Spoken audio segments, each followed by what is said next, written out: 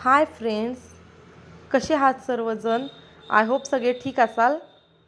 मी आज तुम्हाला plastic bottle craft कशा करायच्या ते दाखवणार आहेत. मी प्लास्टिक बॉटल आपण बाहेर जातो, पाणी पितो, त्या वेस्टच जातात, बाहेर फेकून देतो आपण.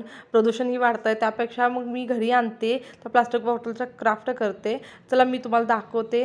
वेगवेगळ्या डिझाईन्स करून मी अशा ठराविक बॉटल्सला वेगवेगळे आकार देऊन छानपैकी तयार केलेले आहेत.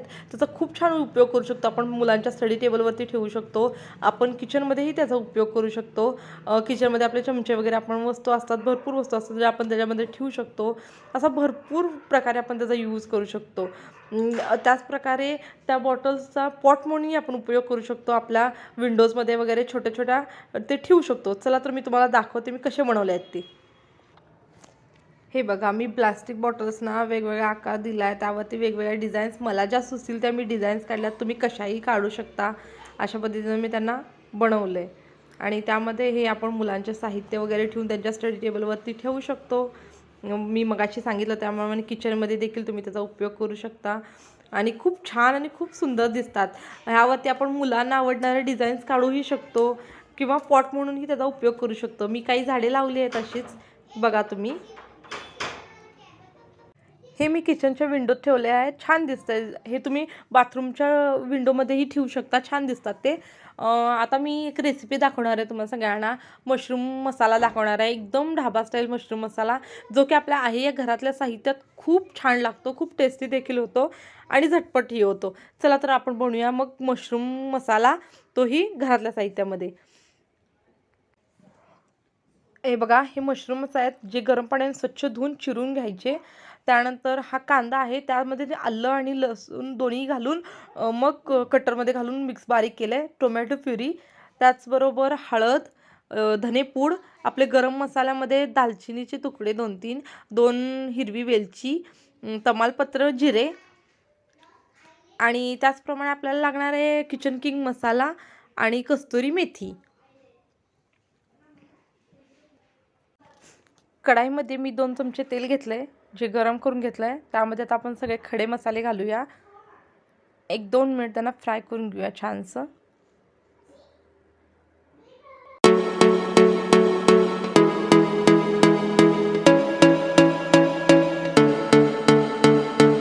छान 2 मिनिट आता परतून झालं आहे. तर त्यामध्ये आपण घालणार आहे हे कांदा, लसूण आणि आलं.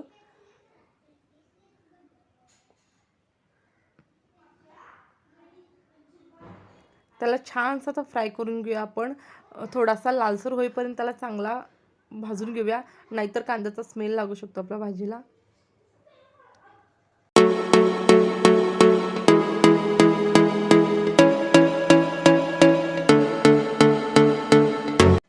कांदा लालसर होईपर्यंत मी भाजून घेतला आहे. आता त्यामध्ये आपण हळद घालूया. जराशा हळद घातल्यानंतर आपण 1 मिनिटभर परतून घेऊया त्याला.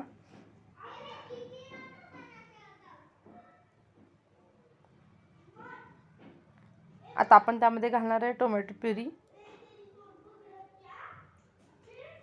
टोमॅटो प्युरी घालून 1-2 मिनिट चांगलं शिजू द्यावी तिला.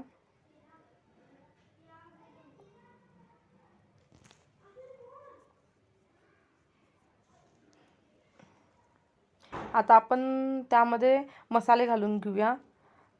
मी घरातलीच आपली जी ठेवणीतला मसाला म्हणतो आपण, चटणी म्हणतो, तोच घेतली आहे. तुम्हाला जर आवडत असेल तर तुम्ही काश्मीरी लाल मिर्च पावडर घेऊ शकता किंवा आपली साधी लाल तिखट देखील घेऊ शकता.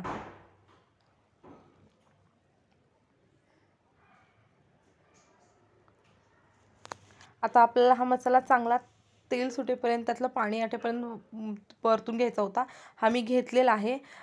त्यात आता धणेपूड, कस्तुरी मेथी थोडीशी हातावरती चोळून 1 चमचावर टाकते आहे. त्याचबरोबर मी त्यामध्ये 2 चमचे बेसन टाकले आहे, जेणेकरून आपल्या मसाल्याला छान असं बाइंडिंग येईल. आणि आता त्याचबरोबर आपण हे टाकून घेऊया, मशरूम टाकून घेऊया.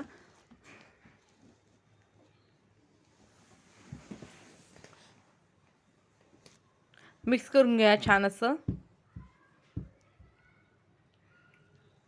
मी आता त्यामध्ये गरम पाणी घालून घेते आहे. मला थोडंसं पातळसर हवं आहे म्हणून मी मसाला रबरबीत हवा आहे, त्यामुळे मी पाणी घालून घेते आहे. तुम्हाला जर नको असेल तर तुम्ही आहे अशी भाजी देखील शिजवून करू शकता.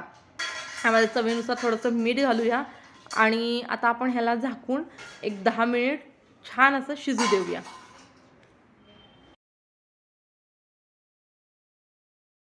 10 मिनिट झालेत. हे बघा, आपला मशरूम मसाला ऑलरेडी तयार झालेला आहे. आता ह्यामध्ये आपल्याला थोडीशी कस्तुरी मेथी की नाही भुरभुरून वरून टाकायची आहे. त्यामुळे खूप असा बटरी असा त्याला स्वाद येतो, छान लागतं. बाहेर हॉटेलमध्ये ह्याच्यामध्ये बटर टाकलं जातं आहे. माझ्याजवळ बटर उपलब्ध नाही आहे, त्यामुळं मी 1 चमचावर तूप टाकते आहे. त्याचा स्वाद देखील खूप छान येतो आणि त्याला छान असं मिक्स करून घेऊया आणि मग आपल्या भाजी सर्व करायला रेडी आहे.